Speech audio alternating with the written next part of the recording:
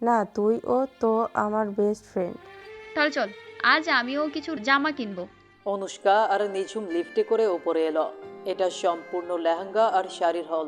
অনুষ্কা সেখানে নিচের পছন্দ মতো লেহেঙ্গা খুঁজতে লাগলো। প্রায় 1 ঘন্টা দেখার পর একটা নীল রঙের লেহেঙ্গা তার চোখে লাগলো। সে টানতে হাত দিবে, তখনই কেউ একজন সেটা টেনে নিয়ে বলতে লাগলো, অসম্ভব সুন্দর, এটাই আমি নিব, একদম পারফেক্ট, নীল নীল, ওয়াও। অনুষ্কা ঘুরে তাকিয়ে কিয়ানকে দেখে বলে, অসভ্য ছেলেটা আবার এসে পড়লে। কিয়ান কপাল কুঁচকে সেখানে তাকায়। অনুষ্কাকে দেখে ভয় পেয়ে গেল সে। লেহেঙ্গাটা নিয়ে নিজেকে আড়াল করার চেষ্টা করতে করতে বলে, ও নো, এই আন্টিটা আবার আমার পিছু নিল। এইবার যদি আমাকে তুলে নিয়ে গিয়ে বিয়ে করে নেয় তাহলে? উফ গড, আমি এত সুন্দর কেন? অনুষ্কা কিয়ানের কথা শুনে ভ্যাবাচ্যাকা খেয়ে যায়। অবাক হয়ে বলে, আমি তোমাকে তুলে নিব কেন? কিয়ান লেহেঙ্গাটা নিয়ে বলে, বিয়ে করতে। কি? তোমার মতো হাফ মেন্টালকে বিয়ে করব আমি? পাগল নাকি? হ্যাঁ, আপনি পাগল আমার জন্য, আমি তা বুঝি, কিন্তু আমাকে ভুলে যান প্লিজ, আমার থেকেও ভালো একজন পেয়ে যাবেন। অনুষ্কা বুঝলো এই এতটার সাথে কথা বলে কোনো লাভ নেই। সে লেহেঙ্গাটা নিতে নিতে বলে, অসভ্য ছেলে, নিজের মাতার চিকিৎসা করাও। আর এই লেহেঙ্গাটা আমার, দেন আমাকে। এখানে কি আপনার নাম লেখা আছে নাকি? নাম লেখা না থাকলেও এটা আগে আমি রেখেছি। 1 ঘন্টা ধরে এটা খুঁজে বের করেছি। কিয়ান এবার লেহেঙ্গাটা নিজের বুকের সাথে জড়িয়ে ধরে বলে, এই জীবনেও আমি এটা নিব না, আমি এটা ছাড়বো না। আজব লোক তো, আপনাকে ছাড়বো না। না ছাড়েন, আমিও এটা ছাড়বো না, মরে যাব তবু আমার নীলকে আমি ছাড়বো না।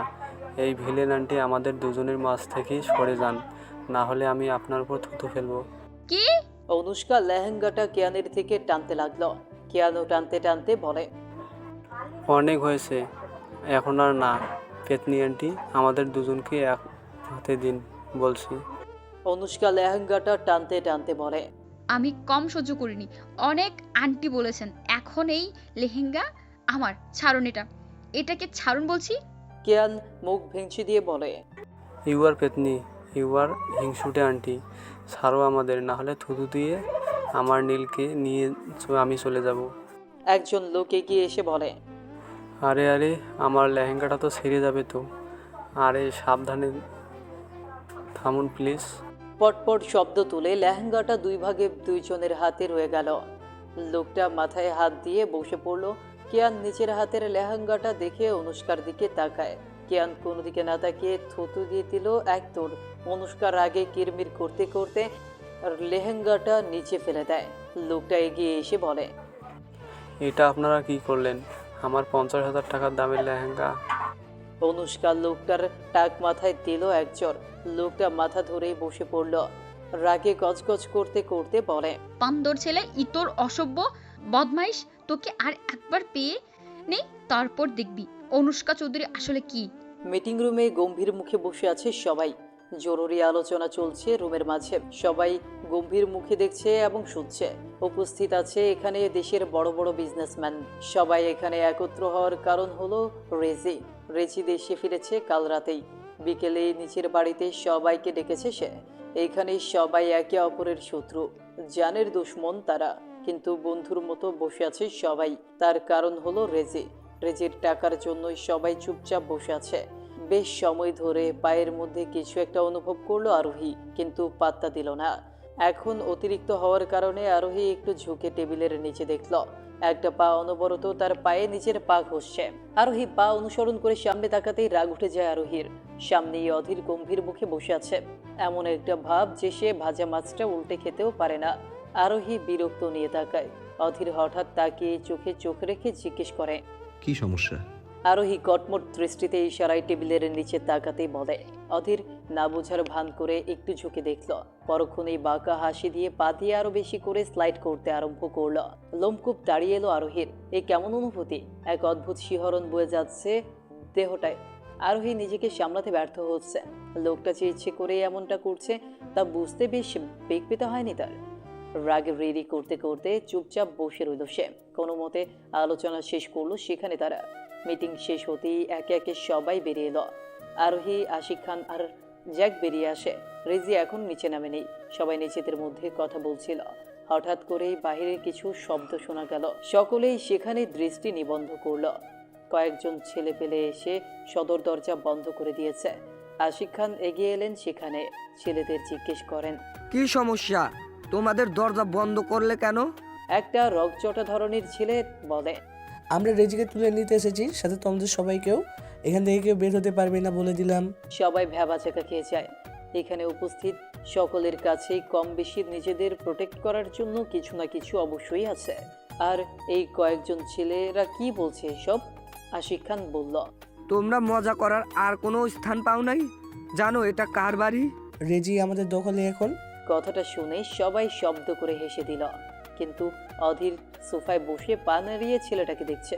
ছেলেগুলোকে যতটা সহজ তারা ভাবছে, আসলে কি তারা এতটা সহজ? আশিক খান হেসে বলেন, আচ্ছা, ছেলে মজা করো আমাদের সাথে।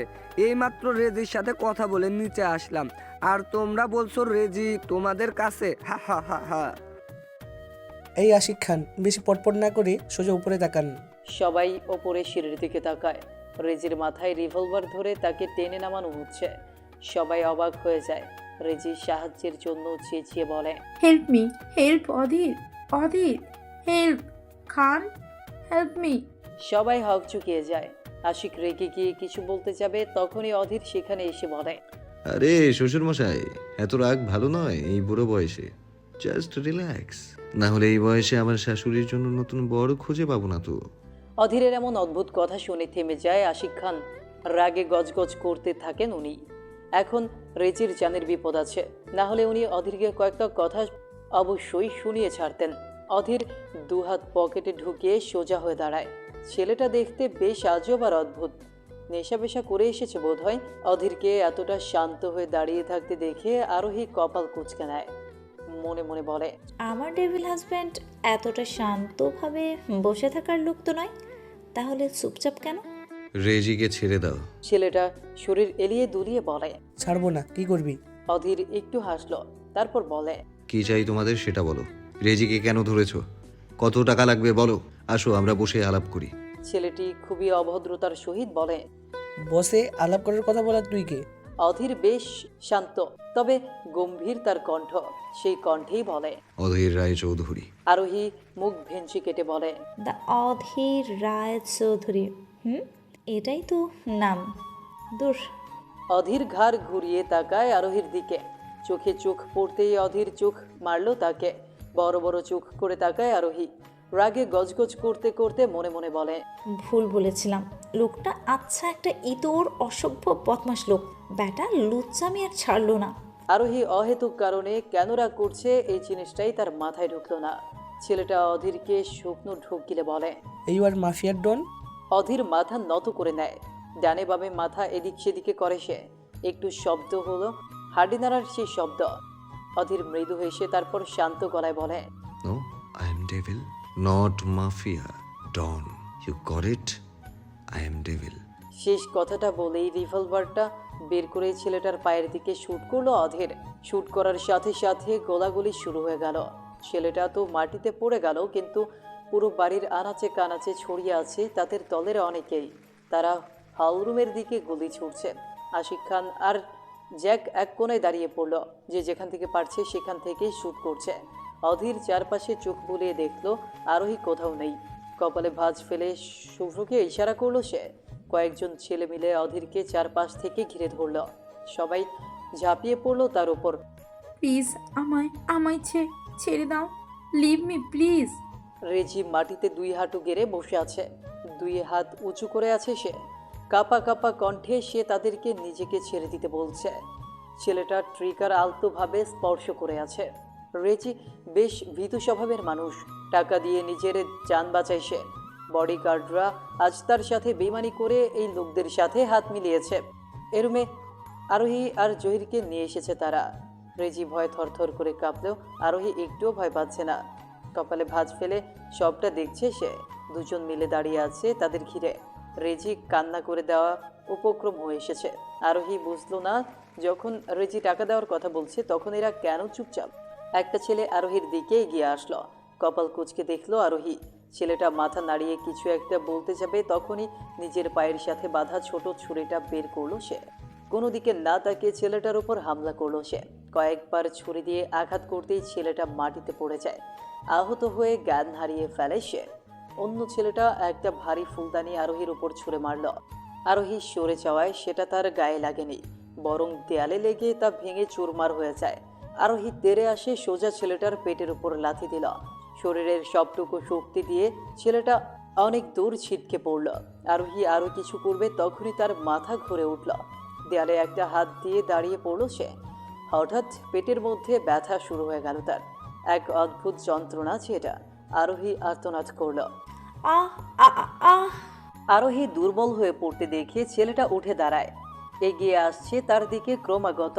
আরোহী অনেক কষ্টে একটা ফুলদানির টুকরো উঠিয়ে নিল, কিন্তু ব্যথার দাপটে সে কিছুই করতে পারছে না।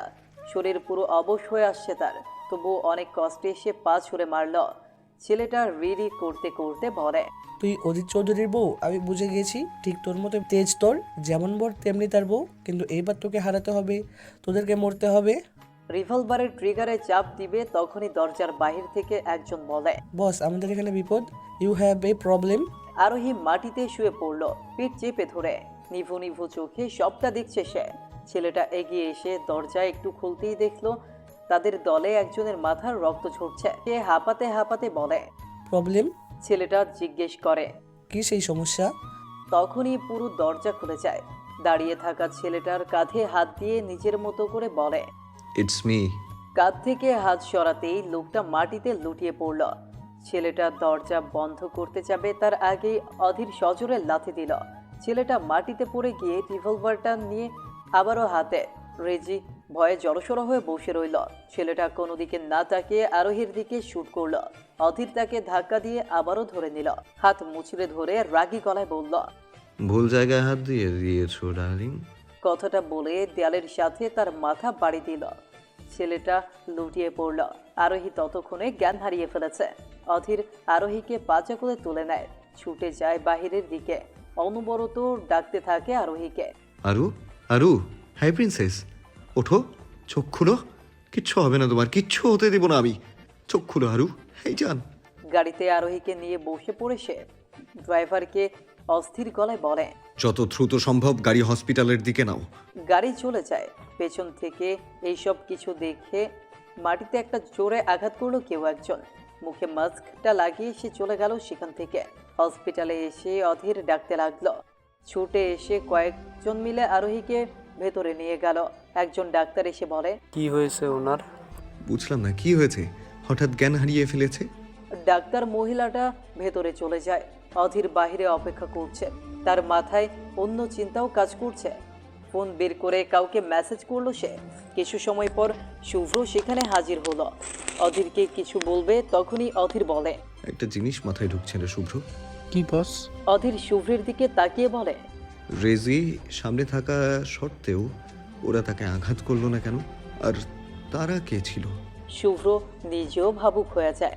এত কিছু তার মাথায় ঢুকছে না। শুভ্র বলে, বস, গত কয়েকদিন ধরেই আরোহী ম্যাম এর উপর পরপর কয়েকবার হামলা হয়েছে। কিছু সময় আগেই আমাদের লোক ব্যাপারটা জানিয়ে গেল।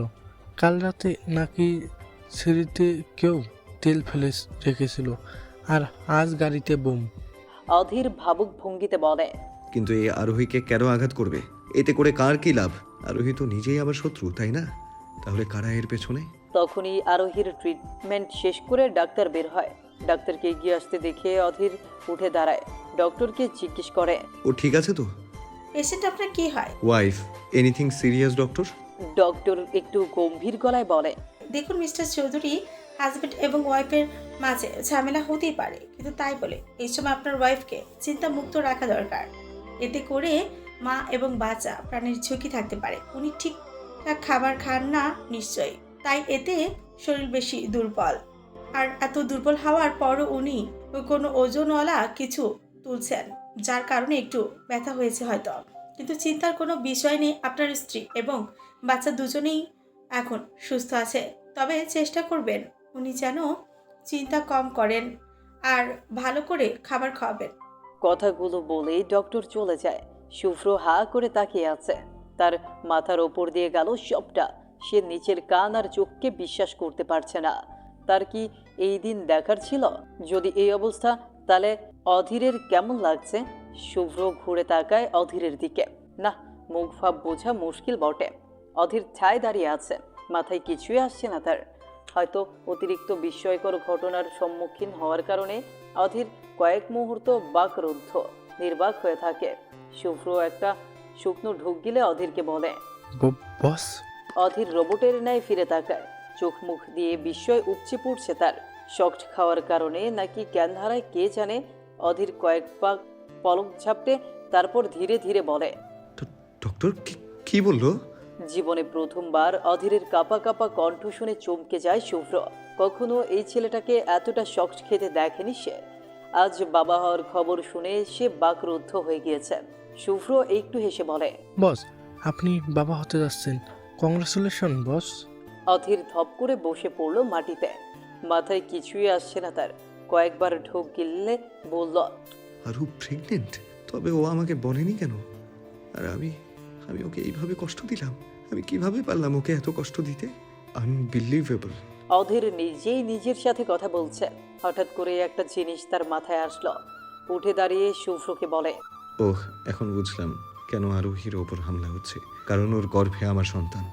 এই জন্যই তো রেজি ওদের সামনে থাকা সত্ত্বেও ওরা আরোহীর ওপর হামলা করেছে। কারণ ওরা তো রেজির জন্য নয়, বরং আরোহীকে মারতে এসেছে। পরপর আরোহীর ওপর হামলা, কখনো বাড়িতে বোম রাখা, তো কখনো সিঁড়িতে তেল ফেলে দেয়া, সবটাই ছিল ওদের প্ল্যান। ও শিট, আমি এতদিন কেন এটা বুঝলাম না? ও গড, আমি এত বড় ভুল কি করে করলাম? শুভ্র অবাক হয়ে শুনল সবটা। এখন সেও বুঝলো আসল কাহিনী কি। এই জন্যই হয়তো আরোহীর ওপর হামলা হচ্ছিল। তবে কে সেই ব্যক্তি? অধীরের তো শত্রুর অভাব নেই, তাহলে কে করলো এটা? কি বললে তুমি? আরোহী মা হতে যাচ্ছে? কথাটা কর্ণগহ্বর হতেই ফিরে দাঁড়ায় অধীর। মোহনা চৌধুরীকে দেখে ছুটে যায় সে। জড়িয়ে ধরল সে। খুশিতে আত্মহারা হয়ে বলে, হ্যাঁ দাদি, আমি বাবা হব। দাদি, আমি বাবা হব। সত্যি দাদি, আমি বাবা হব। মোহনা চৌধুরীর চোখ ছলছল হয়ে গেল। মোহনা চৌধুরীকে দেখতেই শুভ্রের মনে পড়ে গেল সেই দিন সেই রুমে অধীর রাইমার সাথে আর কেউ ছিল না, বরং সেই তৃতীয় ব্যক্তিটি স্বয়ং মোহনা চৌধুরী নিজে ছিলেন, যিনি চেয়ারে বসে শুধু মাথা নাড়িয়েছিলেন। আর আজ এত খুশি, অধীরের গালে হাত দিয়ে বলেন, আমি সত্যিই অনেক খুশি অধীর। আজ কত বছর পর তোমার জীবনে খুশি এসে পড়লো। সত্যি আজ আমি অনেক খুশি দাদু ভাই। টলমল চোখ নিয়ে অধীরের সেই হাসির দিকে তাকিয়ে রইল রাইমা। চিৎকার করে কান্না করতে মন চাইছে তার, কিন্তু পারছে না সে। অধীরের খুশি দেখে সে দেয়ালের আড়াল হয়ে গেল। দেয়ালে পিঠ লাগিয়ে মুখে হাত চেপে কান্না করতে লাগলো। বিড়বিড় করলো, আবারও কান্না করতে লাগলো সে। হাঁটুতে মুখ গুজে কান্না করছে সে। কোনো শব্দ নেই সেই কান্নার মাঝে। নিজের মনকে হালকা করার চেষ্টা শুধু তার। পিটপিট করে চোখ খুললো আরোহী। শরীরটা বড্ড ক্লান্ত ও দুর্বল লাগছে তার। নিঃশ্বাস অনেকটা থেমে থেমে আসছে। আরোহী একটু নড়ে চড়ে ওঠে। চারপাশে চোখ বুলিয়ে বুঝতে চেষ্টা করলো সে এখন কোথায়। কয়েক মুহূর্তে বুঝলো সে হসপিটালের কেবিনে শুয়ে আছে। কপালে ভাঁজ পড়লো তার। সে এখানে কি করে এলো? মাথায় একটু জোর দিতেই মনে পড়লো তখন ছেলেটা হামলা করার পূর্বে তার প্রচণ্ড ব্যথা শুরু হয়। জ্ঞান হারানোর আগের মুহূর্তে সে অধীরকে দেখেছিল। নিভু নিভু আঁখিতে দেখেছিল অধীরের চিন্তাযুক্ত মুখটা। আরোহী একটা দীর্ঘশ্বাস ফেলে। লোকটা কি আসলেই তাকে ভালোবাসে? তাহলে আঘাত কেন করে? ভালোবাসার মানুষকে কি আঘাত করা যায়? আরোহী আবারও দীর্ঘশ্বাস ফেলে। উঠতে চাইলেই একজন বলে, ম্যাম প্লিজ রেস্ট করুন, আপনি এমনিতেই অনেক দুর্বল, এখন না ওঠাই ভালো। আরোহী আবারও শুয়ে পড়ল। বুঝলো না আসলে তার কেন বিশ্রামের প্রয়োজন। আরোহী কপাল কুঁচকে নার্সকে জিজ্ঞেস করে, আমার কি হয়েছে? নার্স তাজ্জব বনে চায়। সে কৌতূহলী হয়ে বলে, আপনি জানেন না? আরোহী না বলে। নার্স একটু একটু হাসলো। তারপর সে হাসি হাসি মুখ নিয়ে বলে, আপনার এই অসুস্থতার কারণে পুরো হসপিটালে মিষ্টির বন্যা বয়ে যাচ্ছে, আর আপনি জানেন না? আরোহী কপাল কুঁচকে নেয়। তার অসুস্থতার কারণে কেউ মিষ্টি কেন বিতরণ করছে সেই প্রশ্ন নার্সকে করবে তার পূর্বেই নার্স বলে, আপনি প্রেগনেন্ট, মা হতে যাচ্ছে। বজ্রপাতের ন্যায় চমকে ওঠে আরোহী। হতবাক হয়ে চোখ বড় বড় করে নার্সের দিকে চেয়ে রইল সে। অতিরিক্ত বিস্ময়কর ঘটনার সম্মুখীন হয়ে এখন সে বাকরুদ্ধ হয়ে গিয়েছে। মুখের ভাষা হারিয়ে ফেলেছে সে। নার্স কি বলল সেটা আবারও শোনার তাগিদে বলল। কি কি কি- কি বললেন আপনি? নার্স হাসল, তারপর আরোহীকে বলে, আপনি মা হতে যাচ্ছেন মিসেস চৌধুরী। মাথা রীতিমতো ঘুরছে তার। নার্সের কথাটা ঠিকঠাক হজম করতে পারছে না সে। কণ্ঠনালীতে কথাগুলো দলা পাকিয়ে আছে। ঠোঁট দুটো রীতিমতো কাঁপছে, কপালে বিন্দু বিন্দু ঘাম জমেছে। নার্স রুম থেকে চলে যায়। আরোহী কয়েক মিনিট সেইভাবেই বসে থাকে স্তব্ধ হয়ে। ভাবুক আরোহীর কোনো কিছুই মাথায় ঢুকছে না ঠিকঠাকভাবে। কি থেকে কি হয়ে গেল সবটাই তার মাথার ওপর দিয়ে গেল বোধহয়। নির্বাক আরোহী কাঁপা কাঁপা হাতটা যায় নিচের পেটের ওপর। মুহূর্তেই চোখ ছলছল হয়ে ওঠে তার। কাঁপা কাঁপা কণ্ঠে বলে, আমি মা হব? আরোহীর চোখ দিয়ে টপ করে জল গড়িয়ে পড়ল। চোখের পানি কিন্তু মুখে হাসি। এ আবার কেমন অনুভূতি? দুই হাত দিয়ে নিজের পেটে আলতোভাবে হাত বুলিয়ে বলে, আমার বাবু, আমার বাবু, আমি মা হব? সত্যি আমার স্বপ্ন পূরণ হবে এখন? আরোহীর মুখে চওড়া হাসি দেখে প্রাপ্তির শ্বাস নিল আবির। কেবিনের দরজা দিয়ে আরোহীকে দেখছে। আরোহী নিজের সাথে কথা বলছে। কিয়ান আবিরের কাঁধে হাত রাখল, খুশি খুশি ভাব নিয়ে বলে, কংগ্রাচুলেশন ব্রো, আমরা মামা হব। আবির ঘুরে দাঁড়ায়, কিয়ানকে জড়িয়ে ধরে সে। কিয়ান শব্দ করে হেসে বলে, ফাইনালি আমার মতো আর একজন দুষ্টু কিউট বেবি আসবে। ওয়াও, আমি মামা আর তুমি। আবির মুখ চেপে ধরল। কিয়ান আবারও হাসল। আরোহী নিজের সাথে কথা বলার মাঝে দরজা খুলে প্রবেশ করলো কেউ একজন। আরোহী চোখ তুলে তাকায়। লোকটাকে দেখে খুশিতে আত্মহারা হয়ে বলে, অধীর, আপনি শুনেছেন ও কি বলল? আমি মা হব, আমার বাবু হবে। সত্যি আমার স্বপ্নটা পূরণ হবে। আমার এত খুশি লাগছে। অধীর গিয়ে আরোহীকে জড়িয়ে ধরল। আরোহীও নিজের প্রিয় মানুষটার সাথে খুশি ভাগাভাগি করল। চোখ দিয়ে পানি পড়ছে তার। অধীরের গলা জড়িয়ে ধরে কান্নায় ভেঙে পড়ছে সে। অধীরকে বলে, মা হওয়ার সুখ বোধহয় এমনই হয়। আমি অনেক খুশি। আমি কি যে করি। অধীর আরোহীকে ছেড়ে তার সামনে বসে পড়ল। মাথা নিচু করে পেটে শব্দ করে নিজের ঠোঁট স্পর্শ করল সে। অধীর হাসল। আরোহী কপালে ভালোবাসার পরশ বুলিয়ে দিয়ে বলে, সত্যি আজ আমি অনেক খুশি। অনেক অনেক ধন্যবাদ আরু, আমাকে এই খুশির দিনটা দেখানোর জন্য। আরু, আমারও রাজকন্যা আসবে। আরোহী খিল খিল করে হাসল। অধীরের গলা জড়িয়ে ধরে বলল, আমায় সে মা বলে ডাকবে। আর আমাকে বাবা। না, তোমাকে সে বাবা বলে ডাকবে না। হঠাৎ এমন কথায় অধীর আর আরোহী ঘুরে তাকায় দরজার দিকে। আশিক খান দাঁড়িয়ে আছেন। রাগে গজগজ করতে করতে এগিয়ে এলেন। আশিক খান এসে অধীরকে বলে, এই বাচ্চাটার কথা মাথা থেকে জেরে ফেলে তুমি। এটা শুধু আরোহীর বাচ্চা, তোমার নয়। এর কোনো দায়িত্বও তুমি পাবে না। বাবা, কি বলছো তুমি এসব? আরোহীর কথা শুনে আশিক খান বলে, আরু, তুমি কি সব কিছু ভুলে বসেছো? ওদের তোমার শত্রু। আরোহী মাথা নত করে নেয়, কিন্তু অধীরের বুক থেকে সরে যায় না। তার মন চাইছে অধীরের সাথে লেপ্টে থাকতে। আশিক খান রেগে গিয়ে আরোহীর হাতটা ধরে টান দিল। অধীর বাধা দেয়। তখনই আশিক খান বলে, হাত ছেড়ে দাও ওদের। অধীর শান্ত গলায় বলে, আমার বউকে ছেড়ে দিব, মাথা খারাপ নাকি? ও আমার মেয়ে। ওর কাছে আমার মেয়ে। ভ্যাবাচেকা খেয়ে যায় আরোহী। লোকটার কথা শুনে তার পেট থেকে হাসি পেল। অধীরের কথা বলার ধরনটা তার কাছে সেই লাগছে। লোকটা একটু বেশি বেশি বউ বউ করছে। আশিক খান রেগে বলেন, বেয়াদব ছেলে। অধীর চোখ ছোট ছোট করে বলে, বেয়াদবির কিছু আর দেখলেন কোথায়? যদি একবার শুরু করি তাহলে মুখ লুকাতে বাধ্য হবেন। তুমি বেয়াদব হলে কবে থেকে ওদের চৌধুরী? অধীর অবাক হওয়ার ভান করে বলে, আজব, উচিত কথা বললেই দোষ। আপনি আপনার বউকে নিয়ে শান্ত মতো ঘুমাবেন, আর আমি আমার বউ ছাড়া উপোস করব? না, সেটা হচ্ছে না শ্বশুর সাহেব। দেখুন, এতদিন বউ শূন্যতায় শুকিয়ে কাঠ হয়ে গিয়েছি। এখন আর থাকতে পারবো না, সরি। চোখ বড় বড় হয়ে যায় আরোহীর। মাথার রীতিমতো ঘুরছে তার। অধীরকে এই প্রথম এত ঠোটকাটা কথা বলতে দেখলো সে, তাও কিনা তার বাবার সামনে। সে লোকটা এতটা নির্লজ্জ কবে থেকে হলো? আশিক খান রেগে কটমট করতে করতে আরোহীর উদ্দেশ্যে বলেন, আরোহী, এখানে আর এক মুহূর্তও নয়। আমি এই বেয়াদবের সাথে আর কথা বলবো না। তোমাকে শুধু বলবো, নিজের অতীত ভুলে যেও না। আমি বাহিরে অপেক্ষা করছি। কথাটা বলেই গট গট করে বেরিয়ে যান আশিক খান। আরোহী অধীরের থেকে দূরে সরে এলো। অধীর অবাক হয়ে যায়। আরোহী বলে, আমার কাছে আসবে না প্লিজ। অধীর এগিয়ে আসতে আসতে বলে, কেন আরু, কি হয়েছে তোমার? এখন আর কি আছে বলো, আমাদের বেবির কথাটা ভাবো। আরোহী উঠে যেতে যেতে বলে, সেটা আপনি আমাকে ধোকা দেওয়ার আগে ভাবতেন। আপনি আমায় যখন ভালোবাসেন না তখন আমার বেবিকে আমি আপনার কাছে থাকতে দেব না। আপনি যদি তাকে আঘাত করেন। তুমি এটা কি বলছো আরোহী? আমি আমার সন্তানকে আঘাত করব? এটা তুমি কিভাবে ভাবলে? আপনি যে ওকে আঘাত করবেন না সেটার কি প্রমাণ আছে? আপনি তো রাইমার জন্য সব করতে পারেন। কিন্তু রাইমার জন্য নিজের সন্তানকে কেন কষ্ট দেব? আরোহী দাঁড়িয়ে যায়, চোখ ভর্তি পানি নিয়ে বলে, কারণ আপনি রাইমাকে অনেক ভালোবাসেন। আপনি কখনো আমাদের কাছে আসবেন না, বলে দিলাম। আরোহী বেরিয়ে যায়। অধীর ঠায় দাঁড়িয়ে পড়ল। অধীর বেরিয়ে আসলো কেবিন থেকে, শুভ্রকে চেঁচিয়ে বলে, আরুকে ধরতে হবে, ও জানের ভয়ে আছে।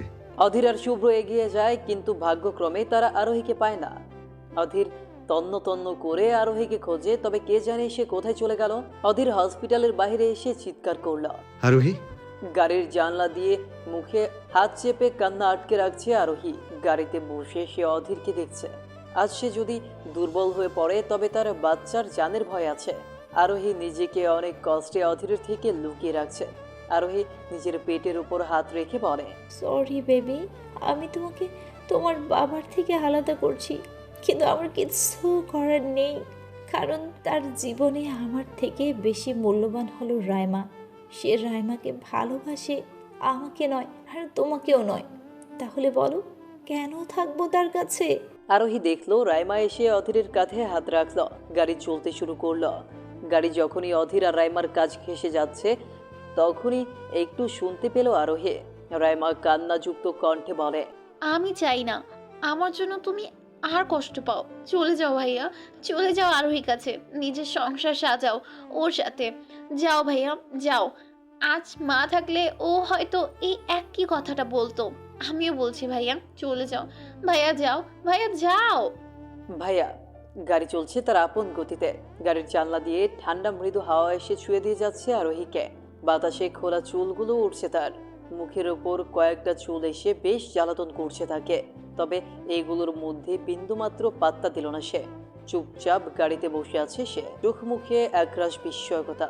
অবাক হবেন নাকি অন্য কিছু সেই সুযোগটাও তার নেই। নিজের কানকে বিশ্বাস করতে কষ্ট হচ্ছে তার। কয়েকবার পলক ফেলে তাকায় সে। আরোহী কি শুনলো এটা? অবাক গলায় নিজে নিজে বিড়বিড় করলো, রাইমা অধীরকে ভাইয়া বলল, কিন্তু রাইমা তো অধীরের গার্লফ্রেন্ড হয়। তাহলে তার কথার আসল অর্থটা কি? বাবা বলেছিল যে রাইমা আর অধীর প্রেমিক প্রেমিকা, তারা একে অপরকে জড়িয়ে ধরেছিল, তা আমি নিজের চোখে দেখেছি। তাহলে এখন ভাইয়া? আরোহী ফোঁস করে একটা নিঃশ্বাস ফেলে। সিটে শরীরটা এলিয়ে দেয় সে। মাথায় কিছুই আসছে না।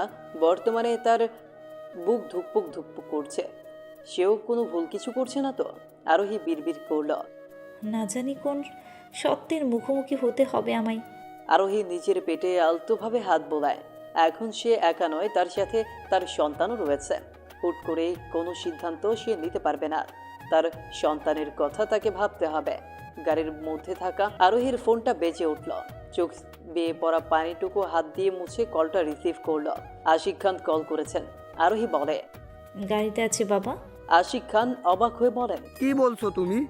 আমি সেই কখন থেকে গাড়ি নিয়ে হসপিটালের বাইরে এসে দাঁড়িয়ে রয়েছি, তুমি কোথায়? আরোহী চমকায়। সে কোন গাড়িতে তাহলে?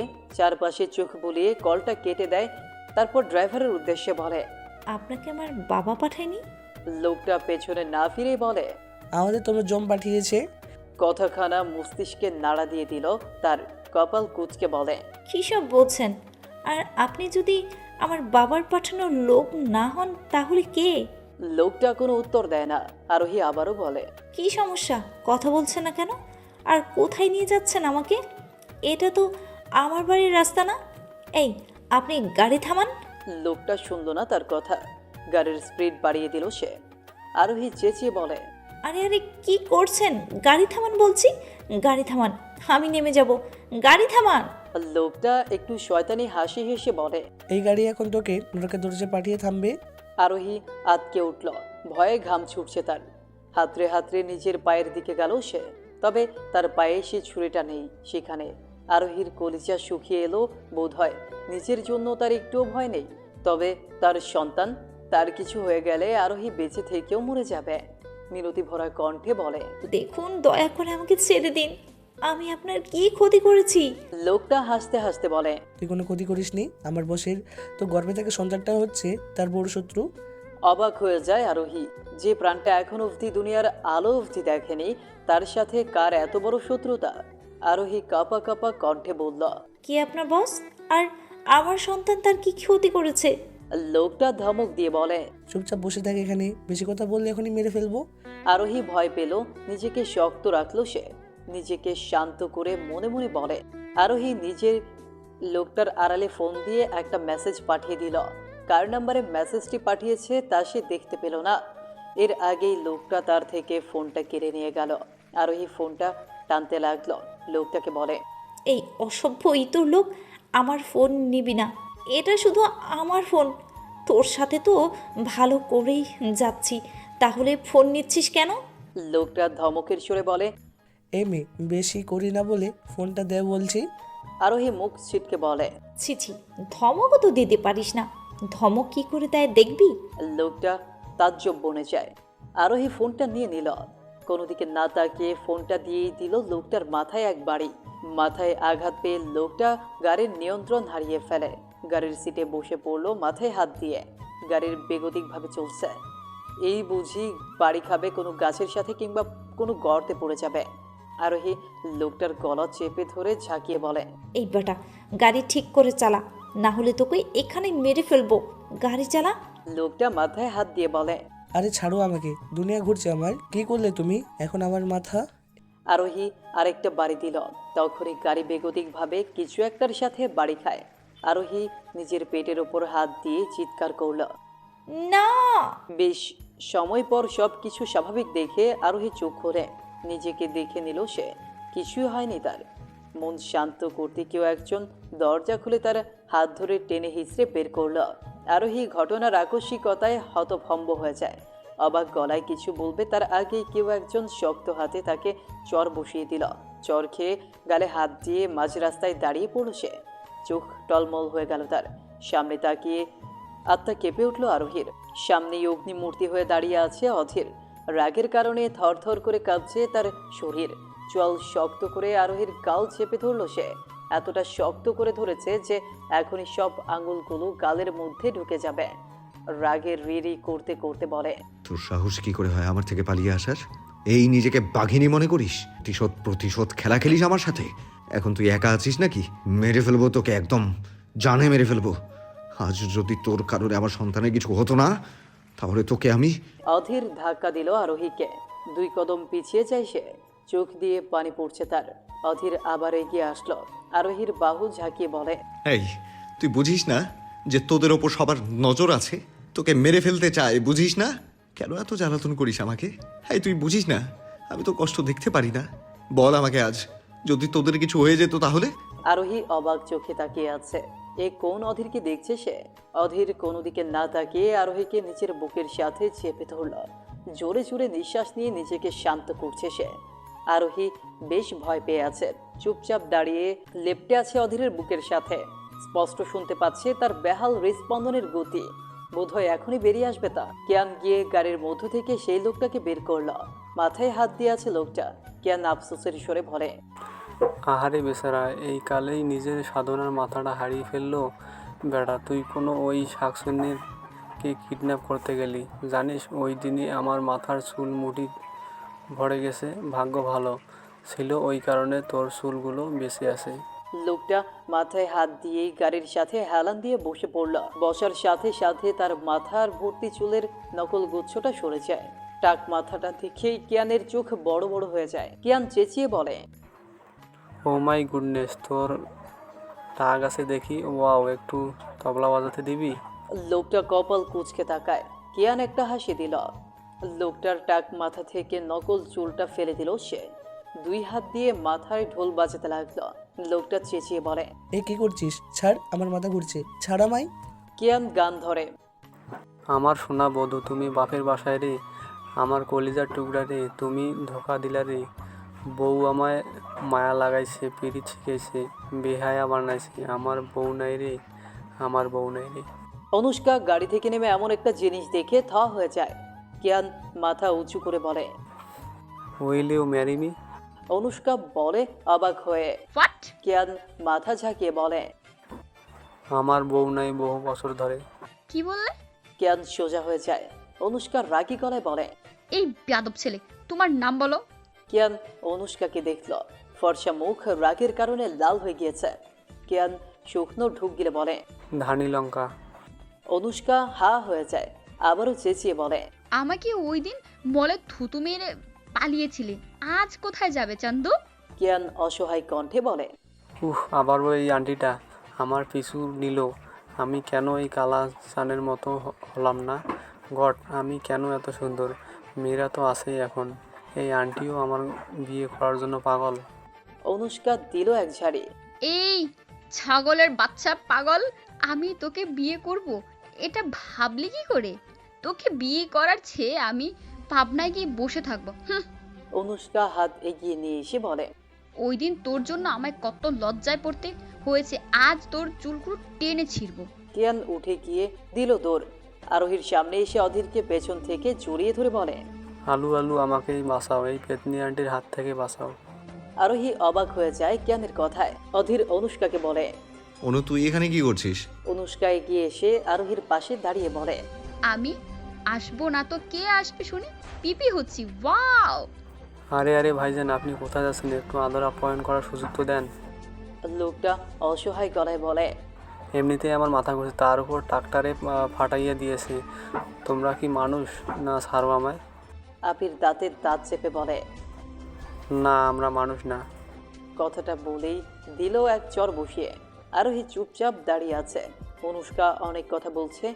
অধীর তাকে চুপচাপ থাকতে দেখে বলে, আরোহী কথা বলছো না কেন?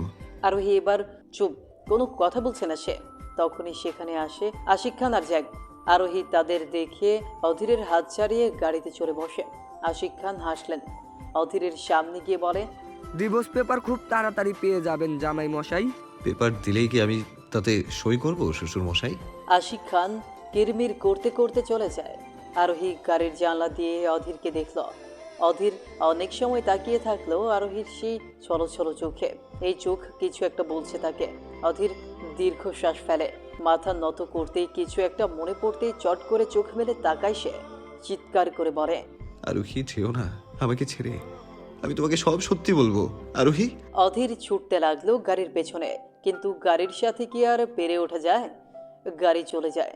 অধীর হোঁচট খেয়ে মাটিতে বসে পড়লো হা চুকেরে, গলা ফাটিয়ে চিৎকার করলো। অনুষ্কা কিছুই বুঝলো না, তাই সে বলে, ভাইয়া এত কষ্ট পাচ্ছে কেন? কিয়ান গম্ভীর গলায় বলে, কারণ আরোহী একেবারের জন্য চলে যাচ্ছে। কোথায়? সেটা কেউ জানে না। আবির এসে অধীরের কাঁধে হাত রাখলো, শান্ত গলায় বলল, আরও যেখানে থাকবে সেখানে সেফ থাকবে, ভালো থাকবে। ওখানে ওর উপর হামলা হওয়ার কোনো চান্স নেই। অধীর, তুমি এখানে সব শত্রুদের শেষ করো প্লিজ। আমি আরুকে বুঝিয়ে বলছি সব। আশিক খান অবাক গলায় আবিরকে বলে, তুই আরোহীকে কোথায় পাঠিয়েছিস? আবির হাসলো, কোনো কথা বলল না। আশিক খান রেগে গিয়ে বলে, কথা বল আবির, কোথায় আরোহী? যেখানেও ভালো থাকবে সেখানেই সে। আশিক খান আবিরের কলার চেপে ধরে কিছু বলতে যাবে, তখনই অধীর বলে, নিজের পতনের দিন গুনতে থাকুন শ্বশুর মশাই, কারণ এখন আপনাকে বাঁচানোর জন্য আমার বউ নেই এখানে, আর না আছে আমাকে বাঁচার জন্য রাইমা। সো এখন থেকে কান্না করার টাইম শুরু করে দিন। অধীর সবাইকে বলে, মনে রেখো, আজ সবাই একজন ভিলেন আরেকজন ভিলেনকে হারাতে পারে, তবে আমি কিন্তু ভিলেন না। কিয়ান চিৎকার করে বলে, you are a devil bro. বাঁকা হাসি ফুটে উঠলো অধীরের মুখে। আশিক খান রাগে গজগজ করতে লাগলো, চেঁচিয়ে বলে, তার মানে তোরা সবাই একসাথে? অধীর কিয়ানের কাঁধে নিজের হাতের কনুই রেখে তারপর বলে, জি শ্বশুর মশাই। সবাই হেসে দেয়। আশিক খান বলে, আমিও দেখবো কতদিন তোরা আমার মেয়েকে লুকিয়ে রাখতে পারিস। আপনার মেয়েকে না লুকিয়ে রাখতে পারলেও আমার মেয়েকে ঠিকই লুকিয়ে রাখতে পারবো। অধীরের কথায় রেগে বোম হয়ে যান আশিক খান। রাগে শরীর রীতিমতো জ্বলছে তার। সবাই হাসছে। আবির ঘৃণা ভরা দৃষ্টিতে তাকিয়ে আছে বাবার দিকে। কেন তাচ্ছিল্যের হাসি নিয়ে দাঁড়িয়ে আছে। আশিক খান আবিরের দিকে তাকিয়ে বলে, আমার ছেলে হয়ে আমার শত্রুর সাথে হাত মিলাতে লজ্জা লাগেনি তোর? আবির ভাবলে সেন ভাবে বলে, না, লাগেনি লজ্জা। তো এখন লেগেছিল যখন জানতে পারলাম আমার বোনের ক্ষতি আমার নিজের বাবাই করতে চায়। আশিক খান হতভম্ব হয়ে যায়, অবাক গলায় বলে, আবির, এইসব কি বলছিস তুই? ঠিক বলছি মিস্টার খান, এতদিন আরুর জন্য চুপ করেছিলাম, তবে আজ তো আর আরু নেই, তাই আজ বলবো আমি সব। ওই দিন আপনিই তো সিঁড়িতে তেল ফেলেছিলেন, তাই না? আশিক অবাক হয়ে যায়, অবাক গলায় বলে, কি কথা বলছো তুমি? আমি কোনো সিঁড়িতে তেল ফেলবো, তাও আবার আমার মেয়েকে আঘাত করার জন্য? কেয়ান এবার দাঁতে দাঁত চেপে বলে, কারণ মামা আপনি জানতেন যে আরোহীর গর্ভে অধীরের সন্তান রয়েছে, তাই আপনি এমনটা করেছেন। কিয়ান, আমি এইসব কিছুই জানতাম না। আরে তোর মামা তো ছোট অবুঝ বাচ্চা, সে তো ভাতও খেতে জানে না, আর তুই বলছিস সে মাছ খেয়েছে নাকি? অধীরের তাচ্ছিল্য স্বরের কথা শুনে আশিক কেঁপে উঠল। কেয়ান বলে, মামা প্লিজ মিথ্যা বলবেন না। আরোহী যেদিন প্রথম শরীর অসুস্থ হয় সেদিন আমি তাকে টেস্ট করিয়েছিলাম, কিন্তু আমার যেই ঘাড় তেরা বোন, সে তো ডাক্তারের কথা শুনেই চলে এসেছিল। আমি ডক্টরকে বলেছিলাম যেন রিপোর্টটা বাড়িতে পাঠানো হয়। সেই দিন রাতে রিপোর্টটা এসেছিলো আর সেটা পেয়েও যায়, কিন্তু তুমি মনে করেছিলে এই কথা কেউ জানবে না। তবে একটা ভুল তুমি করে ফেলো, আর সেটা হলো তুমি ভুলে যাও যে আমরা দুই ভাই নিজের বোনের জন্য জানটাও দিতে পারি। ডক্টরকে ফোন দিয়ে আমি আরোহী রিপোর্ট সম্পর্কে সবটাই জেনে যাই। আশিক খান দাঁতে দাঁত চেপে অধীরকে বলে, আমার ছেলে মেয়ে আর বোনের ছেলেকে নিজের দিক দিয়ে দেখে নিয়েছো বলে এই নয় যে তুমি জয় হয়েছো। একটা কথা মনে রাখবে, আমার হাত কিন্তু অনেক দূর অবধি আছে। এর প্রতিশোধ আমি নিজেই ছাড়বো। আশিক খান আর যাক সেখান থেকে চলে যায়। আবির একটা দীর্ঘশ্বাস ফেলে। কেয়ান আর আবির চলে যেতে নিলে তখনই অধীর গম্ভীর গলায় বলে, আরোহী কোথায়? আবির একটু থেমে দাঁড়ায়। কেয়ান একটা দীর্ঘশ্বাস ফেলে। অধীর তা দিকে এগিয়ে আসলো, তারপর আবিরের দিকে তাকিয়ে বলে, আরোহী কোথায়? আবির শান্ত গলায় বলে, সেটা তোমার জানার এখনো সময় হয়নি। অধীর কপাল কুঁচকে বলে, সময়? কিসের সময়? সেই সময় পর্যন্ত, সেই সময় তুমি তোমার সব শত্রুদের শেষ করছো। অধীর অবাক হয়ে বলে, এতদিন আরোহী আমার কাছে থাকবে না? না। আবিরের কথা শুনে অধীর একটু রেগে বলে। কেন? আবির শান্তভাবেই বলে, কারণ তোমার এখানে আরোহী জানের জন্য ভয় আছে, আর এখন সে একা নয় অধীর, তাই একটু বোঝো, কিছু দূরত্ব আমাদের মঙ্গল করবে। অধীর চুপ থাকলো। আবির ঠিক বলেছে, তবে আরোহীকে না দেখেই সে থাকতে পারবে না। অধীর বলে, সবটাই বুঝলাম, কিন্তু সে কোথায় এটাই আমাকে বলো। আবির ঘুরে দাঁড়ায়, অধীরের দিকে তাকিয়ে বলে, দেখো অধীর, তোমার বন্ধুর থেকে শত্রু এখন বেশি। তোমার প্রতিটা পদক্ষেপে তারা নজর রাখে, তুমি কোথাও যাও কী করো সবটা। এখন যদি তোমাকে বলে দেয় যে আরু কোথায় আছে, তাহলে তুমি তার কাছে যাবে, আর সবাই এটা জেনে যাবে আরোহী কোথায়।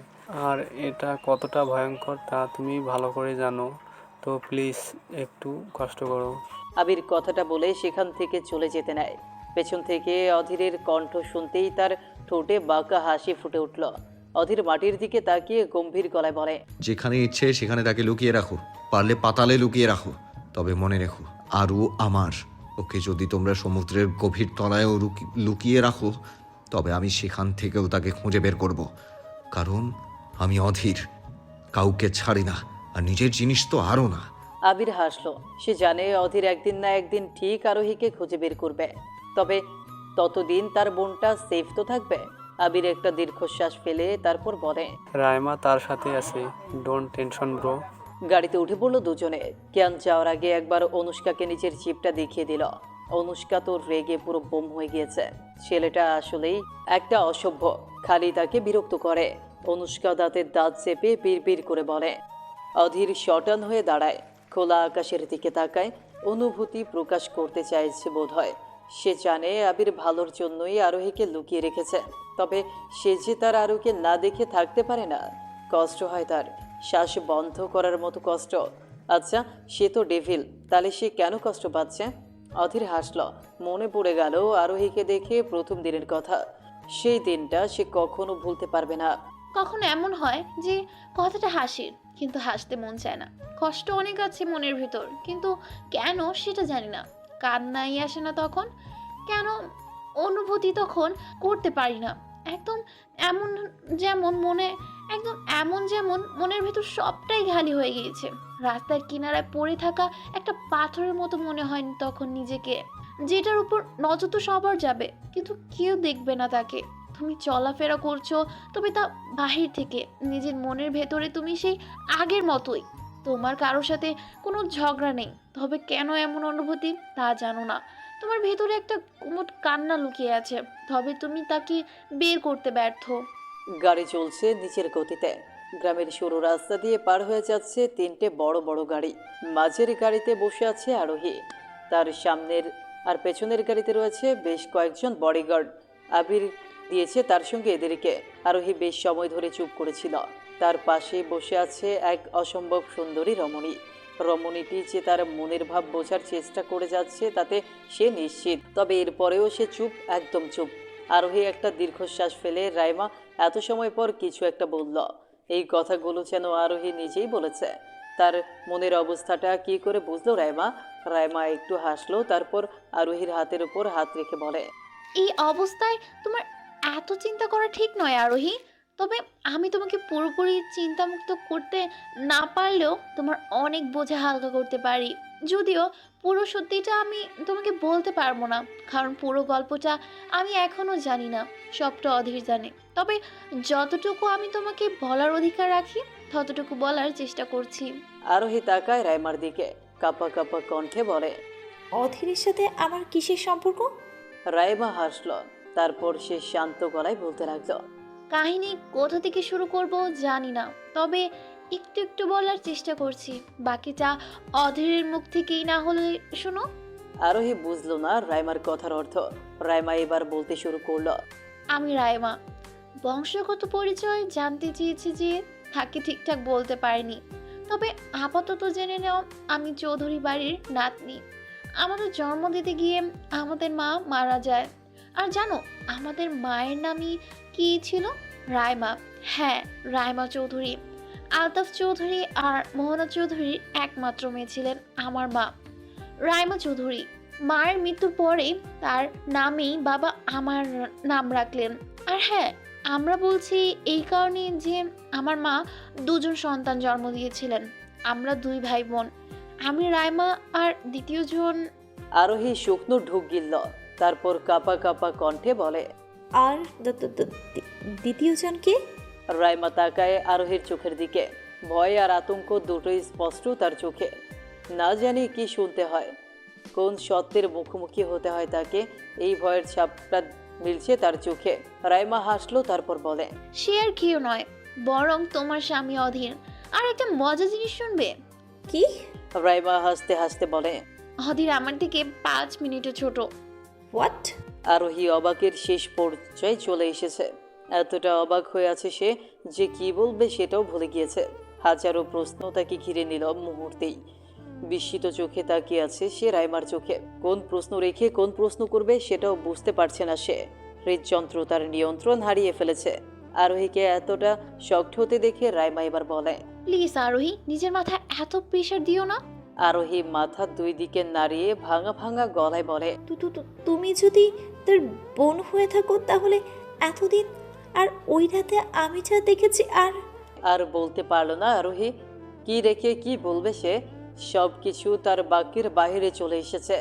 রাইমা আরোহীকে শান্ত করে বলে, পুরো কথা তো শুনে নিবে আগে। অধীর আর আমি ছোটবেলা থেকে একে অপরের বন্ধু, তো আবার শত্রু, আবার কখনো জানের জান। আমি কখনো কি ভাইয়া বলে ডাকি, কখনো তুই করে বলি, কখনো আপনি করে বলি, আবার কখনো নাম ধরেই রাখি। আর সেটা অধীর নিজেও করে। 5 মিনিটের বড় হওয়ার পরেও কখনো আমাকে আপু বলে ডাকিনি। নানিমা সবসময় অধীরকে বকা দিত, কিন্তু তার মাথা ছোট থেকেই ডেভিলের মতো ভূত ছিল যে হতচ্ছাড়া। যেদিন প্রথম তোমাকে দেখেছিল সেদিন আমি প্রথমবারের মতো ওকে মন খুলে হাসি দেখেছিলাম, নাহলে কখনো হাসেই না। জানো, তোমাকে যখন প্রথম আমি দেখতে পারতাম না, অসহ্য লাগতো, তখন অধীর আমাকে বলেছিল তোমার মধ্যে আর আমাদের মধ্যে একটা মিল আছে। আর সেটা কি জানো? আরোহী জিজ্ঞাসু নজরে চেয়ে আছে। রাইমা বলে, তোমার আর আমাদের মধ্যে মিল একটা স্থানেই। তুমি যেমন এতিমের মতো বড় হয়েছো, আমরা দুই ভাই বোনও এতিমের মতো বড় হয়েছি। পার্থক্য শুধু একটাই ছিল, তোমার মা বাবা থেকেও তুমি এতিমের মতো বড় হয়েছো, আর আমরা। রাইমা একটা দীর্ঘশ্বাস ফেলে। আজ হয়তো পুরনো ক্ষতগুলো আবারও তাজা হয়ে গিয়েছে। আরোহীর মনে অনেক প্রশ্ন, কিন্তু রাইমার চোখের পানি তাকে আর প্রশ্ন করার সাহস দিল না। রাইমা বেশ সময় পর নিজেকে শান্ত করলো, চোখের পানি মুছে বলে, নানিমা আমাদের তখন পায় যখন আমরা প্রথমবারের মতো দেশে আসি। আমরা সেদিন অনেক পেট ব্যথা ছিল। সেই দিনই আমাদের উপর হামলা হয়েছিল। আমাদের শত্রুরা গাড়ির মধ্যে আগুন লাগিয়ে দিয়েছিল। আমাকে বাঁচাতে আমার ছোট্ট ভাইটা আগুনের মধ্যে ঝাঁপিয়ে পড়েছিল। নিজের কাঁধে এই বোনটাকে বহন করে জঙ্গলের রাস্তা থেকে হসপিটালে নিয়ে গিয়েছিল। ভাগ্যক্রমে ওই হসপিটালটাই চৌধুরীদের ছিল, মানে আমার নানাদের। এত ছোট বাচ্চাটা নিজের পিঠে আরেকজনকে নিয়ে এসেছে, ব্যাপারটা আসলে সবার নজর ঘিরেছিল। নানি সেদিন হসপিটালে আমাদেরকে কিছু প্রশ্ন করেছিলেন, করতেই বোঝা যায় আমরা কে আর কারা। রাইমা কান্না করতে লাগলো। ফুপিয়ে কান্না করছে সে। তার কান্না দেখে আরোহীর বেশ মায়া লাগলো। রাইমা নিজেকে একটু শান্ত করে বলে, আমাদের চোখের সামনে আমাদের বাবার শরীরে আগুন লাগিয়ে দিয়েছিল। একবার ধারণা করো তো আরোহী, তোমার চোখের সামনে তোমার জন্মদাতা পিতাকে আগুন দিয়ে পুড়িয়ে হত্যা করা হচ্ছে। তুমি তার আর্তনাদ শুনতে পাচ্ছ, তবে চুপচাপ না শোনার ভান করে আছো। তখন তোমার ঠিক কেমনটা লাগবে? আরোহীর চোখ বড় বড় হয়ে যায়, চোখ ছলছল করছে তার। তার হৃদয়টাকেও একজন বের করে নিয়ে গেল বোধহয়। সে তো এটা ভেবেই কান্না করে দিয়েছে, তবে যারা এটার সম্মুখীন হয়েছে তাদের অবস্থাটা কি ছিল তখন? রাইমা কান্না করতে লাগলো। থেমে থেমে কান্না করছে সে। একেবারে যে কান্না করছে এমনটা নয়, নিজেকে শান্ত করছে, আবার কান্নায় ভেঙে পড়ছে। আরোহী চমকায়। এই রকমের কান্না সে 1000 বার করেছে এতিমখানায় যখন ছিল সে, কারণ তাদের তো তখন সান্ত্বনা দেওয়ার মতো কেউ থাকতো না।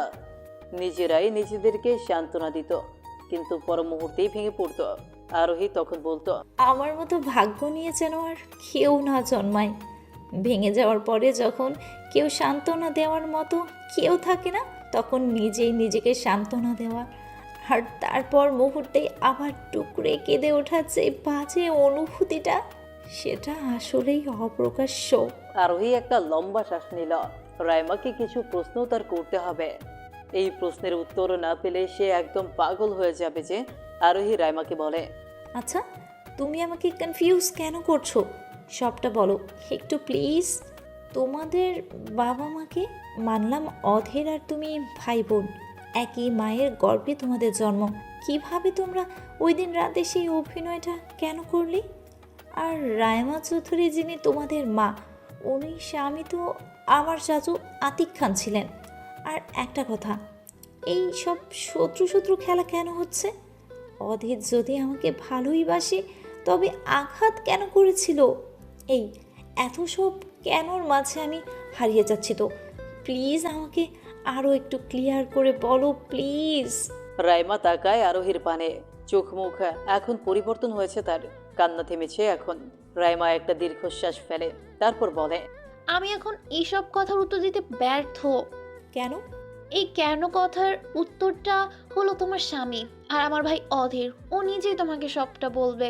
তবে আমি এখানে এসেছি শুধু তোমার ভুল ধারণা ভেঙে দিতে, যাতে তুমি কষ্ট না পাও। এতে করে তোমার আর তোমার অনাগত সন্তানের ক্ষতি হবে। আরোহী কপাল কুঁচকে বলে, কি ভুল ধারণা? রাইমা একটু হাসলো, তারপর বলে, অধীর তোমাকে অনেক ভালোবাসে।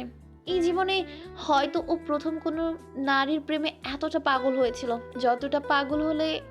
রাইমা থামলো। আরোহী আবারও বলে, কি হলো, থামলে কেন? রাইমা এবারও হাসলো, তারপর আরোহীর মাথায় হাত রেখে বলে, আরোহী জানো, তুমি না অনেক ভাগ্যবতী। অধীর আমার ভাই, এই জন্য বলছি না, এমনিতেই বলছি। আমি শুনেছি পুরুষ মানুষ নাকি কখনো কান্না করে না, তবে আমি দেখেছি একজন পুরুষকে একজন নারীর জন্য বাচ্চাদের মতো কান্না করতে। অধীরের জন্য সহজ ছিল না তোমাকে নিজের করে নেওয়াটা।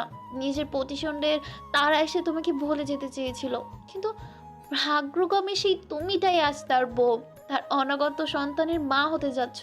ব্যাপারটা কিন্তু বেশ মজার, তাই না? সময় জিনিসটা বড্ড দ্রুত গতিতে ছুটে যায়। বলা হয় নদীর স্রোত আর সময়, এই দুইটা জিনিস কখনো কারোর জন্য থেমে থাকে না। এই দুটো নিজের গতিতেই চলে। ঘড়ির কাঁটাটাও এমনি। টিকটিক শব্দ করে চলতেই থাকে। এই ঘড়িটা তখনই বন্ধ হবে যখন তার মেয়াদ শেষ হয়ে যাবে। নতুন ঘড়ি আনলে সেটা আবারও চলবে, কিন্তু চলবে তো? হাজারো মানুষের ভিড়ে একটা মানুষ ঠিকই চলাচল করে, তবে কোন মানুষ অনুভূতিহীন এটা বোঝা মুশকিল। দিন শেষে একটা দীর্ঘশ্বাস ছাড়া আর কিছুই মানুষের সঙ্গী হতে চায় না। কেটে গিয়েছে তিনটা মাস। এই 3 মাসে সবার মাঝে একটা পরিবর্তন দেখা মিলেছে। এই 3 মাসে এমন কোনো স্থান নেই যেখানে আরোহীকে না খুঁজেছে অধীর। পাগলের মতো সব জায়গায় গিয়েছে সে। বড্ড এলোমেলো হয়ে গিয়েছে অধীর। সব থেকে বেশি পরিবর্তন তো অধীরের হয়েছে। বেশ কদিন থেকেই রাগী, বদমেজাজি আর খিটখিটে হয়ে গিয়েছে সে। বাড়ি ফিরে না অধীর। মাঝে মাঝে মোহনা চৌধুরীর অনেক বলার পর সে আসে, তাও রাতে ঠিকমতো ঘুমোতে পারে না। অধীরের মতোই আশিক খানের অবস্থা। তিনি নিজেও আরোহীকে খোঁজ করছেন, কোনো মতে আবিরের মুখ থেকে আরোহী কোথায় এটা বের করতে পারেনি সে। যতবারই সে জিজ্ঞেস করেছে ততবারই আবির বলতো। আশিক খান তখন রেগে যেতেন, তবে রেগে গিয়েও লাভ হচ্ছে না তার। শত্রু খেলার মাঝে এবার একাই গোল দিয়ে যাচ্ছে অধীর। পরপর আশিক খানের সব বিজনেস পার্টনারের গোপন তথ্য ফাঁস করে দিয়েছে সে। আশিক খানও চুপ করে বসে থাকছেন না, কিন্তু যেটাই করতে উনি যাচ্ছেন সেখানেই কোনো না কোনোভাবে অধীর বেঁচে যাচ্ছে। রেজি বেশ গম্ভীর মুখ করে বসে আছে, মাথায় চলছে অনেক কিছু। আশিক খান তার ডান্সারের চেয়ারে বসে আছেন, আর বাম দিকে অধীর। দুই শত্রু দুই দিকে বসে আছেন, অথচ কেউ কেন প্রতিক্রিয়া দেখাতে চাইছে না। নিজেদের মধ্যে লড়াই করে যাচ্ছে তারা। রেজি ফাইলটা চেক করে তাকায় সামনের দিকে। শেখ সাহেব সোজা চেয়ারটায় বসে আছেন। তার মুখের হাসি দেখে গা জ্বলে উঠছে অধীরের, তবে কোনো মতে বসে আছে সে। না হলে এত সময় সে শেখ সাহেবের লাশ ফেলে দিত। তার সামনে আছে তার চরম দুই শত্রু, যাদেরকে একত্রে মারার মাঝে আলাদাই মজা। অধীরের ফোনে মেসেজ এলো। মেসেজটা আবিরের। আজ অধীর তার সব শত্রুদের শেষ করবে। যখনই সে তার শত্রুদের শেষ করবে তখনই সে আরোহীকে পেয়ে যাবে, এমনটাই তো আবিরের কথা। অধীর একটা দীর্ঘশ্বাস ফেলে দাঁড়িয়ে পড়ল। হঠাৎ মিটিংয়ের মধ্যে অধীরের বিনা বাক্যে দাঁড়িয়ে পড়াটা সবাই দেখল। রেজি অবাক হয়ে বলে, হোয়াট হ্যাপেন অধীর? অলওয়েজ। অধীর দাঁড়িয়ে পড়ল কাচের জানলার পাশে। নিচের পকেটে এক হাত ঢুকিয়ে তাকায় বাইরে। জানলার বাইরে বিশাল স্থান জুড়ে দাঁড়িয়ে আছে এক আলিশান বাড়ি। চোখ জড়িয়ে যাওয়ার মতো করে তৈরি করেছে সেই বাড়িটিকে। অধীর সেই বাড়িটিকে দেখতে দেখতে বলে, কাল রাতে একটা সুন্দর স্বপ্ন দেখেছিলাম জানো রেজি। উপস্থিত সকলে অবাক চোখে তাকিয়ে আছে তার দিকে। আশিক খান তাচ্ছিল্য ভরা দৃষ্টি নিবন্ধ করে আছে অধীরের দিকে। শেখ সাহেব তো এমনিতেই অধীরকে দেখতে পারেন না, সুযোগ খুঁজছে সে কি করে অধীরকে খোঁচা দেওয়া যায়। এখন এই কথা শুনে সে রেগে গিয়ে দাঁড়িয়ে পড়ল। তারপর রেজিকে বলে, এটা কোন ধরনের কথা রেজি? আমরা এখানে গুরুত্বপূর্ণ কথা বলছি, আর মিস্টার চৌধুরী হেয়ালি করছে। আমি কিন্তু এইগুলা সহ্য করব না বলে দিলাম। অধীর একটু হাসল। রেজি শেখ সাহেবকে বলে, প্লিজ শেখ কুল ডাউন। ওদের তুমি বলো কি হয়েছে, কোনো সমস্যা হচ্ছে তোমার? অধীর ভাবলেশহীনভাবেই বলে, আমি আজকের এই স্বপ্নটা সত্যি করতে চাইছি রেজি। রেজি কপালে ভাঁজ ফেলে কুচকে যাওয়া কপালেই বলে, মানে কি বলছো তুমি? আর কি স্বপ্ন দেখেছিলে? অধীর ঘাড় এদিক সেদিকে করল। তার সামনে থাকা বাড়িটার দিকে ইশারা করে বলে, আমার এই একটাই স্বপ্ন আজ পূর্ণ হচ্ছে, এই বাড়িটা মাটির সাথে মিশে যাবে। কথাটা বলেই অধীর ঘুরে দাঁড়ায় সবার দিকে। চোখ বড় বড় হয়ে গেল সবার। জানলা দিয়ে স্পষ্ট দেখতে পেল বাড়িটা ধ্বংস হচ্ছে। সবাই চেয়ার ছেড়ে দাঁড়িয়ে পড়ল। রেজি ভয়ে শুকনো ঢোক গিলল। শেখ সাহেব বাইরে ছুটে গেলেন, কারণ এই বাড়ির মালিক সে নিজেই। তার অনেক শখের বাড়ি ছিল এটা। আশিক খান বন্ধুর পেছনে ছুটে গেলেন। রেজি এখনো ভয়ে রীতিমতো ঘামছে। অধীরের দিকে ভয়ার্ত চোখে তাকিয়ে আছে সে। অধীর শান্ত, এতটা শান্ত আর স্বাভাবিক তাকে কখনোই দেখা যায় না। তবে আজ এত বড় একটা কাণ্ডের পর সে এতটা শান্ত কি করে? রেজি জিভ দিয়ে নিচের ঠোঁট ভিজিয়ে নিয়ে কাঁপা কাঁপা কণ্ঠে বলে, এটা তো তুমি করেছো? শান্ত নির্লিপ্ততা ভঙ্গিতে বলে উঠল, তোমার কি ধারণা? আদকে উঠল রেজি। ভয়ে বার কয়েক শুকনো ঢোক গিলে সে গটগট করে বেরিয়ে গেল রুম থেকে। অধীর টেবিল থেকে পানির বোতলটা তুলে পানি পান করল। তারপর বড়ই দুঃখী ভাব নিয়ে বলে, বুঝি না, দোষ না করেও আমি কেন দোষী? বলেই থামলো অধীর। শটান হয়ে দাঁড়িয়ে পড়লো সে। ঠোঁটে একটা বকা হাসি নিয়ে বলে, যখন দোষ না করে আমি দোষী, তাহলে এখন দোষ করেই দোষী হব, তারপর না হয় সাধু সাজবো। কি বলো সুইট হার্ট? ডায়না হাসলো। অধীরকে পেছন থেকে জড়িয়ে ধরলো সে। তার কত শত সাধনার পর সে অধীরকে নিজের করে পাওয়ার সুযোগ পেয়েছে। পাগলের মতো এই তিনটা মাস সে অধীরের পেছনে ঘুরেছে, আর যার ফলস্বরূপ আজ অধীর নিজ থেকেই তাকে নিজের কাছে ডেকেছে। ডায়না অধীরের পিঠে নিচের ঠোঁট স্পর্শ করে বলে, হ্যাঁ অধীর বেবি, তুমি একদম ঠিক বলছো। তুমি যাই করো না কেন, তুমি কি আমায় থাকবে, তাই না? অধীর ঠোঁটে বাঁকা হাসি নিয়ে বলে, তোমার বাবার এত বড় লস হয়ে গেল আর তুমি আমার সাথে টাইম পাস করছো? অধীরের কথা শুনে ডায়না ন্যাকামি করে বলে, টাইম পাস? অধীর বেবি, তোমার মনে হয় আমি তোমার সাথে টাইম পাস করছি? নো বেবি, তুমি একদম ভুল।